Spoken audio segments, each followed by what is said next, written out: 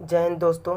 आज हम class 12th के एक महत्वपूर्ण चैप्टर बिलियन के बारे में कुछ उसके छोटे छोटे टर्म को पढ़ेंगे। अगर हम छोटे छोटे टर्म को समझ लेते हैं तो हमें चैप्टर को समझने में बहुत ही आसानी होगी। बिना किसी देर के हम वीडियो को स्टार्ट करते हैं।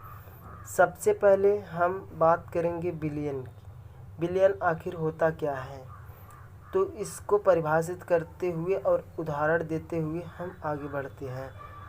इसमें कहा गया है दो या दो से अधिक पदार्थों के समांगी मिश्रण को बिलियन कहते हैं।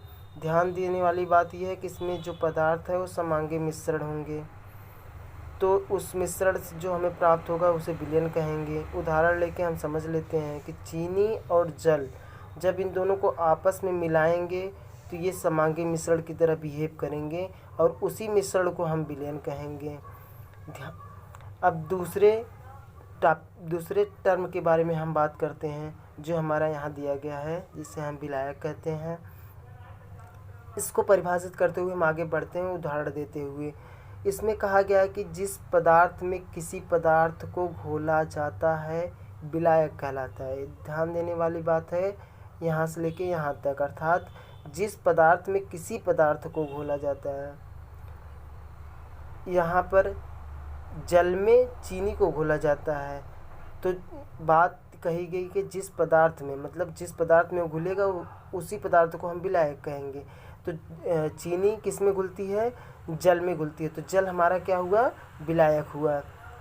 और बिना किसी देर के हम वीडियो को आगे बढ़ाते हैं और तीसरे टर्म के बारे में बात करते हैं, जिसे विलेय कहते हैं। तो इसको परिभाषित कैसे किया गया है? जिस पदार्थ को विलायक में घोला जाता है, किस में घोला जाता है? विलायक में घोला जाता है। विलायक में क्या घोला गया था? चीनी को घोला गया था। तो पूरा पढ़ते हैं पहले। जिस पदार्थ को विलायक में घोला जाता है उसे विलेय कहते हैं। चीनी विलेय है, अतः चीनी विलेय है। क्यों विलेय है? क्योंकि चीनी को जल में घोला जाता है, और जो हमारी परिभाषा भी यही कहती है कि जिस पदार्थ को विलायक में घोला जाता है, तो विलायक हमारा क्या था? जल था, और जल में क्या घोला गया? चीनी। अर्थात जिस पदार्थ को विलायक में घोला जाता है वही हमारा विलेय कहलाता है। और हम बात करेंगे नेक्स्ट टर्म के बारे में, जिसे हम तनु विलयन कहते हैं। तनु विलयन के बारे में हम बात करते हैं। यहाँ पर डाइल्यूट सॉल्यूशन कहेंगे, इंग्लिश में तनु सॉल्यूशन को डाइल्यूट सॉल्यूशन कहेंगे। इसके बारे में हम बात करते हैं। इसमें कहा गया है कि जिस विलयन में विलेय की सांद्रता कम होती है। तनु मतलब ही क्या होता है? कम। तो समझने वाली बात यह है कि तनु मतलब ही कम होता है। तो जिस विलयन में विलेय की सांद्रता कम होती है उसे तनु विलयन कहते हैं। अब दो चीज़ होती है, एक तनु विलयन होता है, एक सांद्र विलयन होता है, डाइल्यूट एंड कॉन्क। अब हम तनु विलयन के बारे में तो बात कर चुके, अब हम सांद्र विलयन के बारे में बात करते हैं। सांद्र विलयन मतलब गाढ़ा विलयन, मतलब तगड़ा विलयन।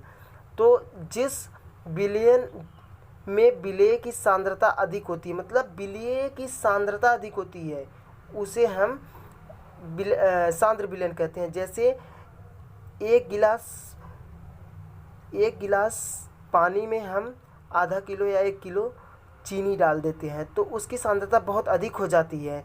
उसकी सांद्रता बहुत अधिक आ जाती है, तो वह सांद्र विलयन कहलाएगा। लेकिन यदि हम 1 गिलास पानी में 1 चम्मच चीनी डालते हैं तो चीनी की जो सांद्रता है वो बहुत कम रहेगी, तो उसे हम तनु विलयन कहेंगे। क्या कहेंगे? उसे हम तनु विलयन कहेंगे।